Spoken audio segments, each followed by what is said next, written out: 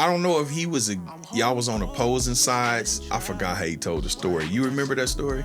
About when the shit happened in Richmond? Yeah, because I think he said that. He came in there. He always hopping on somebody. Why you always hopping on somebody, Uncle Pete? That went bad for us. Yeah, that's what he said. Yeah. I think he said. They won that. That's what he said. They won that. That's what he said. Now they won that. I just wanted to hear you. I wanted to hear your side. To hear you say. Why ain't I see you round back when I was down? What's up, world? It's your boy Big Court of the Holdin Court Podcast, and I am the founder of the OG Network, along with my iconic co-founder, Ice-T. You already know what it is. What's cracking, daughter? What's up, y'all? It's Rachel Renee, and I am the VP of Operations and Culture at OG Network. This is going to be so interesting. Yeah, man. Hey, listen, we got a real legend in the house, and I'm not saying that lightly, like for real. We got a not just a Bay Area legend, but the industry legend. You know what I'm saying? A hood legend, a music legend, a producer legend, international legend at this point. And we ain't just gassing you up, Fig. Like that's real shit. We gonna get into it though. But man, we got my brother JT The Bigga Figga, aka Fig Pandemera. What's cracking with you? Salute, man. Happy to finally make it here. Yeah, man. Appreciate you for coming, brother. Yes, sir. Yeah. You know what? I want to start something off. Something that you probably don't even remember, right? Okay. But I just got to give you my appreciation. So this was probably about 2000. So I signed with No Limit in 95. I went back to Kansas City. I was doing my little independent shit. What year did you put out Bay Area Bosses? Bay Area Bosses? Yeah. The compilation. Yeah, the compilation. With Keek the Sneak and San Quinn, Messi Moore. Was that was 2001. 2001. 2001. Okay, you put me on that compilation when I was a rapper. Come on. You did. I can't remember. I want to say, how did I get in touch with you? It may have been either through Messi or Rich the Factor. I'm trying to remember, but we talked. And you was like, yeah, bro, I'm doing this compilation. Shit, just send me your song. I got you. You know what I mean? Okay. And we did that. You put me on Bay Area Bosses. Damn, that's crazy. 2001. Hey, and that's, 25 years ago. Yeah. So I appreciate you. I was just trying to get it out there. So this you know would what I mean? feel like when they say you OG. Yeah. but this the thing. But no. 25 years ago, my brother. Do you remember? But this the killing part about it, though. That's crazy. And this is a testament to just how advanced you have been in the game. You're really nothing but like 3 years older than me. And we both started young. Yeah. But you started young. Yep, I did. You know what I'm saying? I got introduced to recording at 1988 at San Francisco Fisherman Wharf. They had like a place where kids could come play video games, bumper cars, all that. But they had this thing where you could be a rapper or a singer. Mm-hmm. You pay $20 a song, and then you go in the booth. You know, to make you feel like you was a singer. It's a booth. It got the lyric sheet right here. You could pick Parents Don't Understand or Walk This Way. You know, all these old songs. LL, I Need Love. So what I did was I paid for 6 songs, $120. I'll never forget it. And I recorded these songs. I Need Love, Walk This Way. It's Like That. You know. That's classic shit. Like, I think the Fat Boys. Yeah. Yeah, and the Fat Boys. Wipe Out? The one where they're eating all the food. All You Can Eat. Yeah. Oh, yeah, You Can Eat. Yeah. So them songs, I freestyled them, and they give you a copy, a tape. Mm-hmm. Back then, they had something called the Panasonic radio. It had the 2, put the tape in right there, put your blank. Yeah.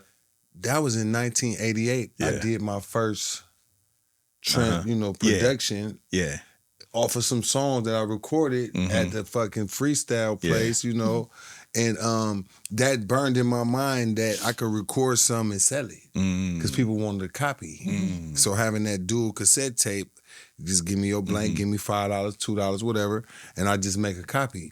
So that's my very beginning as entrepreneur. Yeah. That if I record it, I just gotta make copies. And then I could sell it. So you didn't. So during that time, you said it was 88? That was 80. That's my first experience with pretending to be a rapper. So you in Frisco, Filmo, right? That's where you grew up. Yeah. Were you in the know of Too Short and his movement at that time? Too Short impacted me 87, 88. Okay. Him and Forte had the song "Don't Fight the Feeling" on Cuss one of words. his classic albums. Yep. And I remember hearing people playing that song, but it's from somebody on it that I know. Wasn't like we were friends. He was older, you know, but he from Fillmore. All right, rapping Forte, him and Too Short got a song. So that's my first experience of seeing what is a feature. Right, right. Because I know Too Short, you don't rap with nobody else. But he put rapping Forte on there. He didn't have a bunch of rappers. He had Forte though on there, right? So looking at that, that impacted me to see somebody on a tape that's out. You know what I mean? The only concept of being on the tape back then was you got to be signed to like a record label. Right. We didn't know we could be that. Yeah. I got that information young. Okay. That's what I got young. If you enjoyed this content, go download the OG Network on Roku, Apple TV, Fire TV, Google Play, and the App Store. While you're at it, go swing over to the ognetwork.net and register your email so you can stay tapped in with all the new content that we're dropping. And also be on the lookout for our OG Network merch. Go leave your email, theognetwork.net. Don't meet me there, beat me there. Salute. That's where I'm trying to pinpoint because you were so ahead of the game in terms of business. You know what I'm saying? At such a young age. Like, what was it? Was it Uncle St. Charles? Like, where did you get that from to say, you know what, I could do this shit myself instead of trying to get a deal? I put out 2 tapes before I ever met St. Charles. Right. The concept of what he came with that blew my mind, or that made him so important was, all right, JT, cassette tapes sell for $10. The distributor sell it to the store for $6.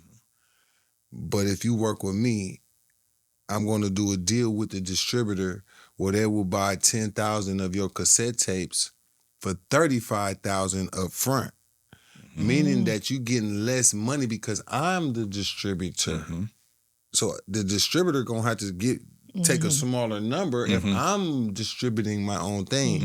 He was like, but if you're supposed to get $6 or $6.25, take the $3.50 up front and let them go on and sell however long it take. But you got some of the money now because we supposed to got $5.75 or something close to $6. Then the distributor add $1 or something, not $3 or $4. Exactly. You feel me? Exactly. But he the one that came up with that concept, and it's like 10,000 cassettes probably cost back then about $7,200. Yep. Wrapped in plastic. So that's about $7,200. To get $35,000 off $7,200 minus whatever you spent on your studio time, and if you made it in your house like I did, that's a great profit span well beyond crack cocaine, marijuana, robbing, stealing, things of the thing that at by the time I turned 18, I knew that it's no more juvenile. You go to something now called a county jail. County jail to prison. So, and you were how old understanding this though and doing that? I got locked up when I turned 16. Okay. And I stayed in there till I turned 17. Okay. And I had did so much crime at 14, 15, 16. Looking at my record as a juvenile, back then they couldn't just pile on everything, whatever you did as in your earlier years. But I had did enough felonies where I had 9-year commitment hanging over my head that if I come back while I'm 17 years old, by the time I turn 18, if I don't get off this probation successfully and come back with a case, I have to go to California Youth Authority, which is the younger version of prison. YA. But it's for 9 years. Oh, shit. I just did 1 year. Yeah. They like, this your little slap on the wrist. But if you come back, it's called a 9-year commitment, or somebody who got probationary clauses, like Young Thug got a probationary 15 some type of years or something. So you want to get out now? This was hanging over your head. So I had to complete turning 18 and I was still dibbling and dabbling a little weed. Mm-hmm. At first, it was cocaine turning to crack. You feel me? And then it's like you get caught with one rock. Your ass is out of here. 15 years of mandatory minimums. So I said, I'm only going to try to hustle some weed. Then Dr. Dre came out with the Chronic. And they came out with the new weed, which is more denser, called Chronic. Yeah. And now, this shit got you so high. Yeah, but we gotta contextualize that for the young motherfuckers. Weed was still very much illegal too. You know what I'm saying? Illegal. Yeah, I'm saying your ass could go to jail for it. It wasn't like now. To jail for weed. It wasn't like you got caught with crack. If you got caught with weed, your ass going to jail too. You going to jail too. So the concept of hearing a judge tell me that I got to do this much time, and I'm like, damn, I didn't really do nothing. But felonies as a juvenile, that shit just pile up. Yeah. So at a certain time, you get that right case. Right. Now we can combine this shit. Yeah. So I think watching my friends go do 5 years for this much crack cocaine, a piece that's this big, that's not, like you're doing 5. And if you get caught with a quarter ounce or a half ounce, and some people's get caught with an ounce or 4 ounces. You sound like me, bro. That's why you going to jail in the for 90s. 10 years. In the 90s, that's why I started selling weed in the 90s, because I saw niggas getting caught with 16ths and 8 balls and little shit, or even an ounce hard. Years. And these niggas, man, listen, in Missouri, them motherfuckers was getting 15 years for an onion, a hard, and I'm like, fuck that. Nah, I ain't finna do that. That's the concept of. And I got to thank the Honorable Minister Louis Farrakhan, the Nation of Islam, the FOI, had the brothers out there with the suits and bow ties, with the papers, talking to us about, black man, you know you come from God. Black man, you could be a CEO. Black, you know, like amping us up with black knowledge. But it's not amping us up. They just telling us about what a piece of us as black men that we not paying attention to. Like, you know you more than a crack cocaine dealer, but a car thief, a murderer. So they the ones made me look at my blackness and the value of being a black man in my community. And they the ones that was also saying, you think you a dope dealer because you got a couple ounces and getting some money.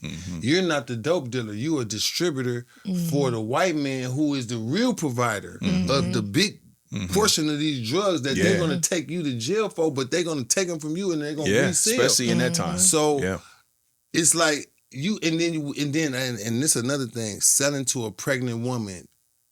Back then, it was no code for that. Right. It's that she coming to buy it. Yeah. I'm pretty sure they doing it now. Somebody serve a pregnant woman. Let me get some pills. Let me get some weed, whatever, right? Yeah.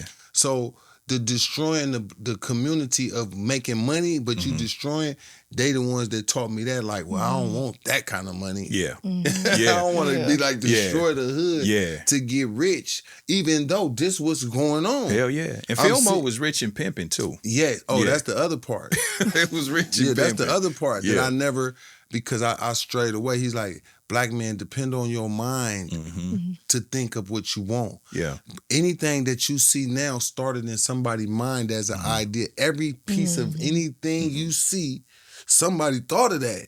And that's why you see it now. Yeah. So you have to apply that same blueprint in your pursuit of music or film or distribution, marketing, making beats, being an engineer to make the beat sound good. So I learned a little bit of everything to be my own self. I'm not the best at probably none of these, but I'm good enough to make myself known and to create an audience and to earn the respect of the people that like what I do. I can remember from the outside looking in. Now, as a fan, you know, me being from Kansas City, obviously, there's a kinship with the Bay in KC, you know. I always wondered where that came from. I'm sure it started from the streets, but to be honest with you, a lot of that started with the bridge that was built with you and Rich the Factor, especially musically. Yes. How did that connection start with you and Rich the Factor? I released my 3rd tape, Players in the Game. I was sitting in front of the Cougar.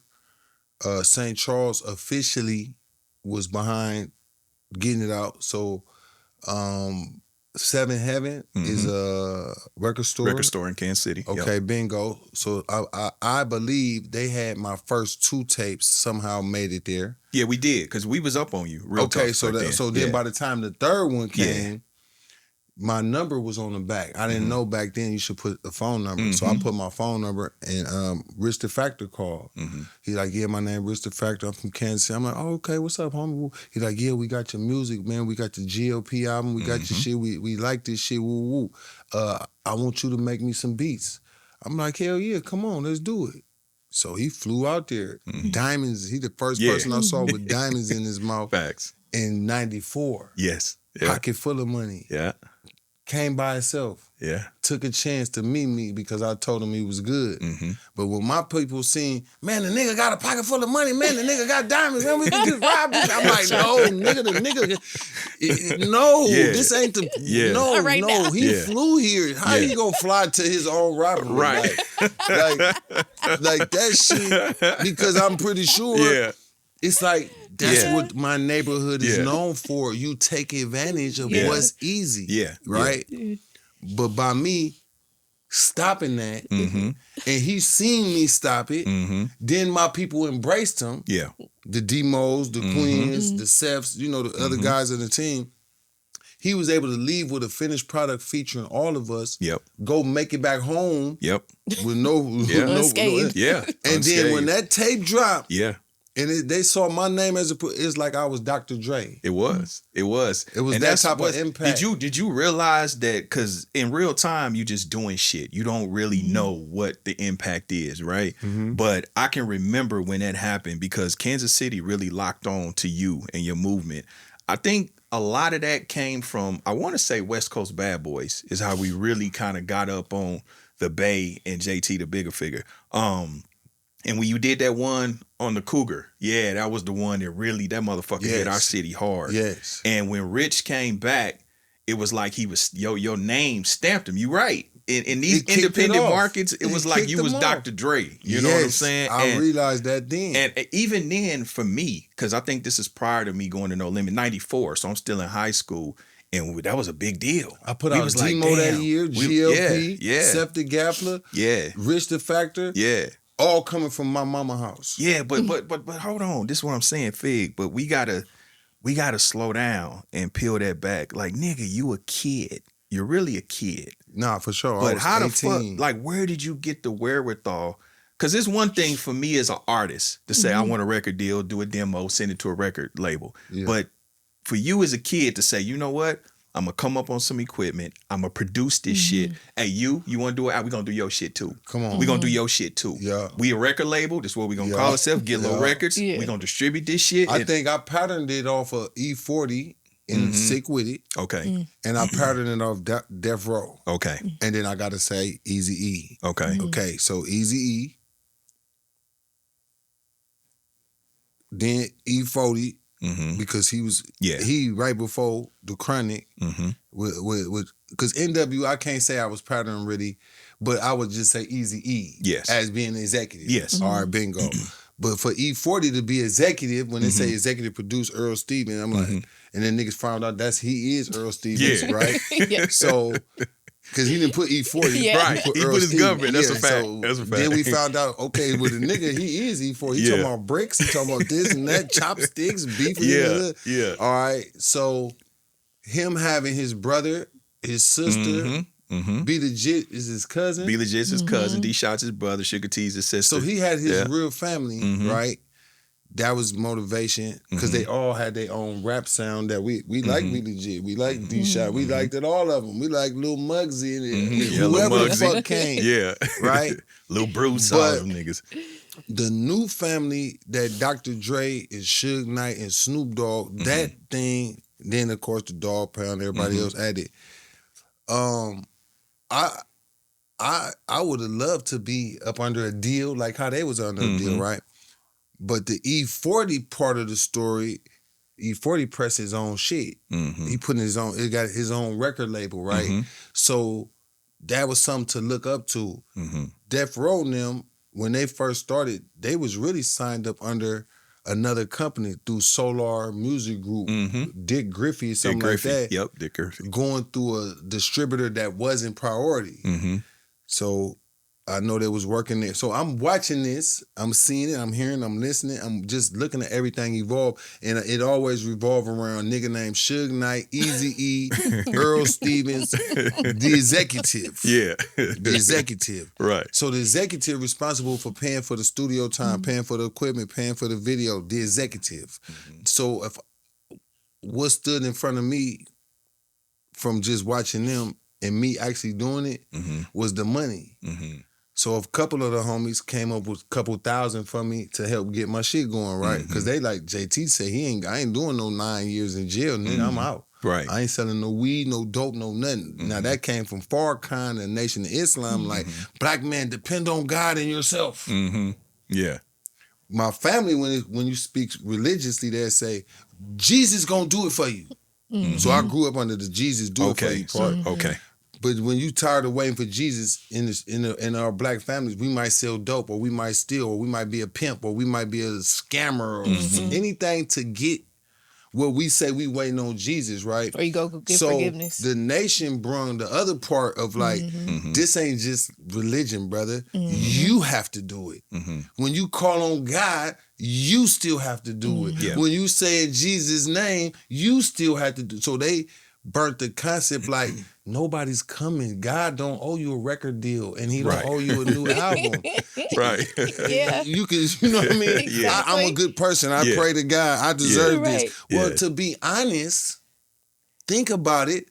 You could pray to God or Jesus all you want. And a lot of our people from slavery, we lost the connection of God power of us doing it to more you call on Jesus' name and then it gets done for you, right?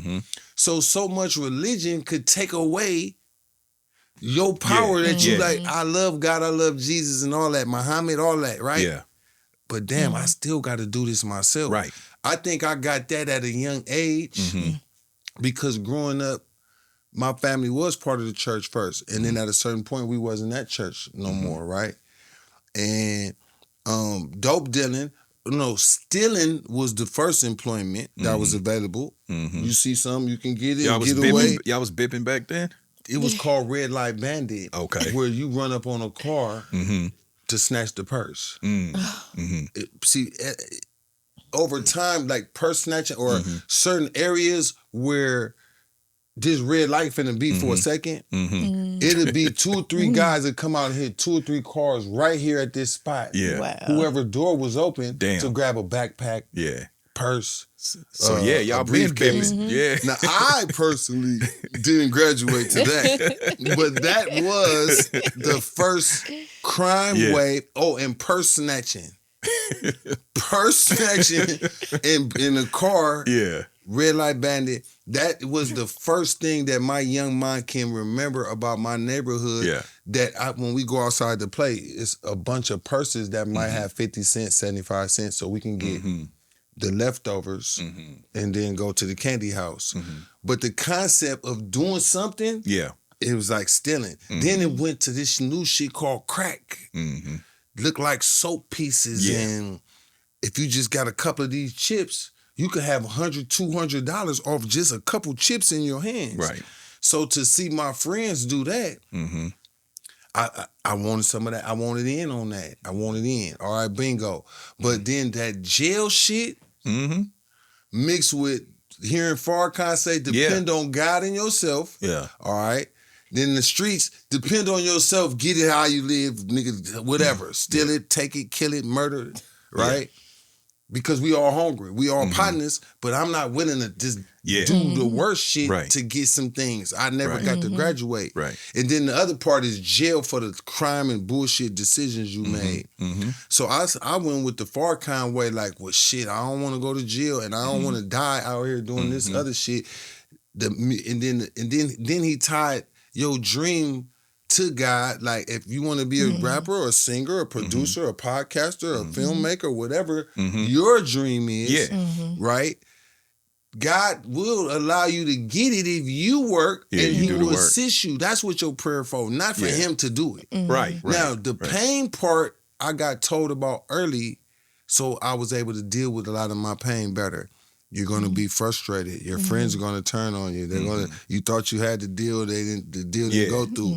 Certain elements of things that turn people in this industry either crazy or leave it, or they stick and stay. Yeah. And navigate according to what you learning through your experience.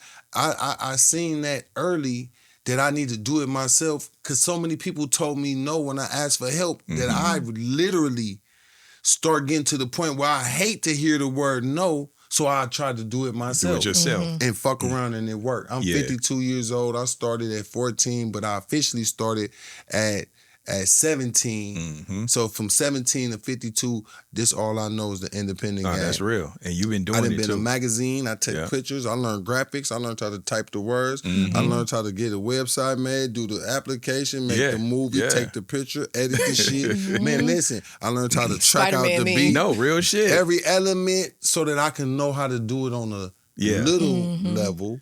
Not that I'm aiming to be the best. If it happened, great. But if I could just get it done, finished product is the money, not the thing you're working on. Right. I have a script and people, that sounds great. Yeah. It's 280 pages. That sounds great. But for me personally, don't bring me that, because I'm not finna read no script, bro.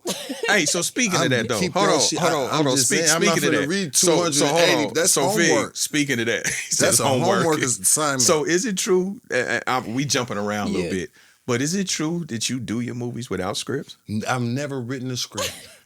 So how do you do that? So hold on. So you just say fuck it. You put up the cameras and you say, okay, this is the situation. You gonna walk in surprised. We're Jasmine. Then you gonna go over there and then you gonna be like, and then you gonna that's exactly how. And through us conversating, if I throw an idea out there, you could adjust it or say either that's on point or nah, I like that. How about you do this, and then you walk through the door. Mass improv. Instead of so how you gonna do your story arc and all that shit and climax? I do this through my editing skills that I've acquired. What I've learned. So you on some real like badass shit. Remember the movie Badass with Mario Van Peebles? He did his dad, and he was like, "Look, this shit ain't gonna cut. Look, I know what the fuck I'm doing. Listen, you fired." Let me tell you, when you write your films with pen and paper, an OG in the film industry told me, you're not a movie maker until you use a script, because you need to know every element, right?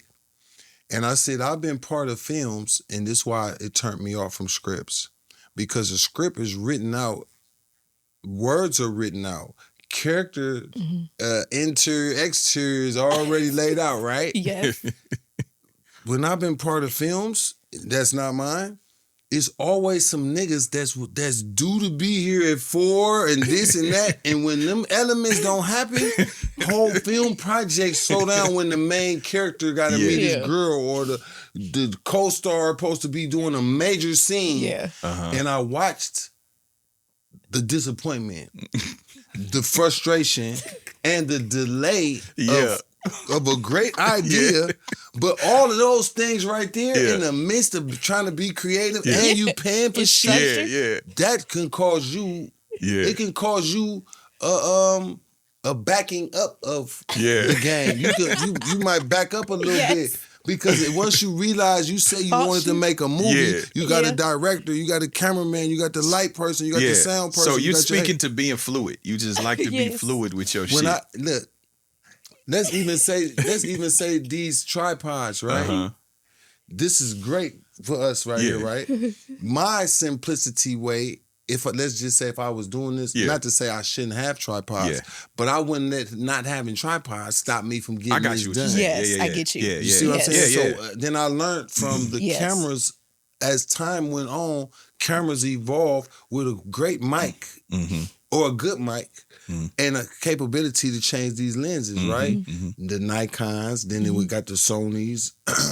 You got different models of cameras. And for this one camera called the Panasonic and the Nikon, those two right there, it had a mic that was built on. So we were playing with the camera, and the footage looked great, and I could hear everybody great. So that gave me more of a confidence. It's like, all right, let's shoot some movie scenes real quick. So we just get somebody hold the camera or I hold it.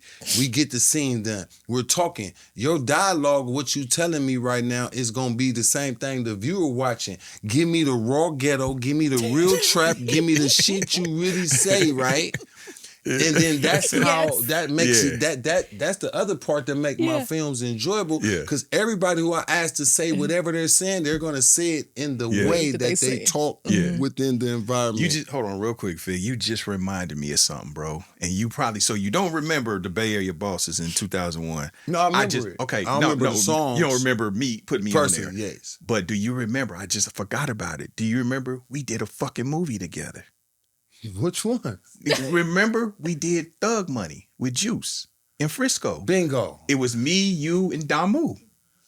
What? Remember? Mitchie Slick. And Mitchie Slick. Mitchie Slick. And I think Damu, too. It was Damu. It was a dude named Damu that was with Mitchie Slick. Okay. But it was me and you. Remember, we killed a nigga on the thing. We got into a shootout with Juice. And I had the Mac. Yeah. Remember? Small world. Wow. Yeah, I just remembered Small that. world. We did the movie. And remember, I got shot, but I was skinnier and I had braids. Okay. Yeah. Skinny cheese. Yeah. Okay. Yeah. And we stood over whoever and we killed them. all. Yeah, finished them all. We I feel finished like them this all. is one of them random visuals that you probably showed me when I was little and had no concept of like, what it are was you like doing? 2001, 2000, Before we moved to something LA. like that. Okay. I never, what happened to that movie, Thug Money? I Well, the vaguely executive remember this. producer, his little brother really ended up getting killed.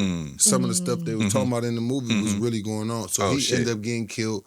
Then Juice, him and Juice, I guess he didn't like, you know, where Juice stood on it or whatnot. So I think due to the fact of the pain of losing his brother in real life is making him hold it because he know if he put this out, Juice gonna shine like a motherfucker. Yeah. It looked like, man, looking back on it, they spent some bread on that motherfucker, bro. $200,000. Yeah, It was a real production. That was the first time I had ever been on a real production. I flew out to Frisco. Yeah. Me too. I just remembered that. I forgot all about and they it. did that movie after me and Mac Mall did our movie using 16 millimeter cameras. So this is when I got to see the lights and so as far as a script I didn't write, but we had this is how I break my movies down from back then to now. It's 3 parts. It's the beginning, it's the middle, and the end. That's it. The most important part is how does it end. Okay, now it's gonna make it easier to do an intro. An intro is an introduction of conflict and interest. Conflict resolution comes in the second portion of it. And the final conflict or resolution is the end. Is it to be continued or a final product? So making a movie, when you simplify this, when you're talking to the people, all the introduction is, yo, what's up, bro? Waking up in the morning. Or you are doing your hair at your house. You over at the fucking place. Fucking, like, it's conversation. It's phone calls, right? It's introduction of character. And then right within the first 5 to 7 minutes, we should see the introduction of the conflict of this film. You owe the money to the Mexicans. You ran up on your boyfriend. God damn it. Whatever the problem is. Now you correct with that because Jasmine is a filmmaker and she said she taught me that. But go ahead. Yes, the problem, the better the more complex, the better the problem. The more intense the movie or the better, especially if the characters can stick to the conflict. So me learning that whatever film I'm making, whoever ass don't show up today, we swap you with somebody else. And we do some other scenes that just continues to stress this. Hell yeah, because I watch people production. Hey, I ain't gonna lie. Rent cameras and rent shit. Listen, we did a movie in Houston with Jasmine, and I ain't even gonna lie. Some motherfuckers didn't show up. I think our sound person. We was like, hey, you ever acted before? You look, then we do that. You hey, come on over here, read the lines with us. Real shit. That's the benefits of where it's not a script. Now, I'm not saying you shouldn't, because eventually I would love to see myself write something on paper and then bring it to life, right? Based on everything I'm writing. But my improv game is so cold is that once I got one camera person, whoever's in here is part of this film somehow, some kind of way. You feel me? Yeah. Especially if you hanging with Look, you hold this bag and walk over there, or you hold the gun and run out and say it's over. You know, I had to take care of the niggas. So everything, I can actually have a finished product within 48 hours, or at least the majority of my stuff. If I start filming at 8 in the morning and go to midnight today, throughout this day, we going location, right? So the in-between time should be no more than really 10, 15, 20 minutes tops before that camera is back filming something. I got you. All right, look, you're going to get out the car. Or look, you're going to walk in this store. So each piece, I'm writing the film with camera, with filming it. Then on my editing board is when I have my fun as far as chopping what order everything should flow in. Something that don't make sense. I've learned the power of voiceover. Boom. Yeah. I voice over your ass Explain today. it. Yeah, God damn it. I don't need to hear it. The audio wasn't working anyway. So now the voiceover comes in as an active participant within the film world, but it's for the ear. He's a magician. He knows how to put all his elements together. It's elements. It's B-roll footage with voiceover can fill up some gaps to give you a longer film. Yeah. You stretch this shit I even pivot real more quick. I want to ask you something though. Musically, when did you feel like you had something as an artist and as a label? First and foremost, as an artist, I would say I made a song in 92, June. I'll never forget. I had probably made 2 or 3 other songs. But this one song, I got the concept from Too Short, where Too Short said, yeah, all the drug dealers was on the corner. I'll walk over there and see who out there, Pimpin' Ray, Skinny Bean, woo woo woo. I'll go to the studio and put their name in the music. Yep. I put their name. Yep. Then when I come back with my copies, them the first niggas I'm selling. Look, I got your name. Yeah. Oh shit, hey boy, nigga, you know. Oh, they gonna bump it. Yeah. You're right. So I heard him say that. Yep. So I said, I'm gonna make a song about field modes called Danka Dope. It took me 3 months to write this song and it's 8 minutes long, right? I didn't realize that it was taking so long. But every day when I go outside and I go to another part of the neighborhood and I see other people like, oh, I didn't put bro name. Boom. Man, this song is 8 minutes and I say about 300 names. Damn. When I dropped that tape, June 92, just on my first tape, and the whole neighborhood was behind me like I was Tupac or Snoop Dogg or E-40 or Ice Cube. Yeah. That's when I knew. That was in June. 4 months later, Hunters Point, Harbor Road, which was our enemies, we from Fillmore, they from Hunters Point. They dropped RBL Posse, Don't Give Me No Bammer Weed. Yep, I remember that. Our neighborhood, we didn't care that they was from the enemy. They the enemies, but because they sound good. Yeah. All right, boom. Yep. Now. If you enjoyed this content, go download the OG Network on Roku, Apple TV, Fire TV, Google Play, and the App Store. While you're at it, go swing over to the OGNetwork.net and register your email so you can stay tapped in with all the new content that we're dropping. And also be on the lookout for our OG Network merch. Go leave your email, the OGNetwork.net. Don't meet me there, beat me there. Salute.